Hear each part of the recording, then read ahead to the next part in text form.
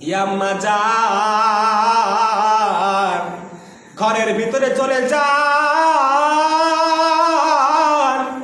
আমি খানার ব্যবস্থা আপনাদের জন্য করতেছি গো আম্মা যান। ও আম্মা যান, আপনারা ঘরের ভিতরে চলে যান। আহারে নেতা, নেতা কারে বলেন শুধু তাকায় তাকায় দেখেন। হযরতে খলিফাতুল মুসলিমিন হযরতে ওমর নিজেই রুটি বানাইছেন সন্তানের লাইগা। এ মুসলমান আল্লাহর বান্দা, রুটি যখন বানানো শেষ হয়ে গেল, আম্মা জানকে ডাক দিয়া বলে, ও বৃদ্ধ আম্মা জান, এই যে রুটি বানাইছি খান,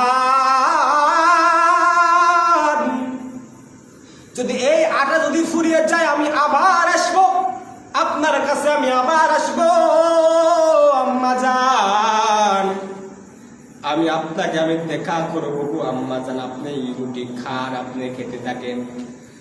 এ মুসলমান আল্লাহর বান্দা, ওই বৃদ্ধ মহিলা ডাক দিয়া কয়, যুবক আমি জানি না তোমার পরিচয় কি, তোমার পরিচয় কি জানি না, তুমি কে, কার সন্তান, কে বা কার সন্তান। এ যুবক, আমগো দেশে আমাদের এই দেশে একজন নেতা খেলাফতের চেয়ারে বসছেন, নাম হলো খলিফাতুল মুসলিমিন, ওই সেই হযরতে ওমর। এ যুবক,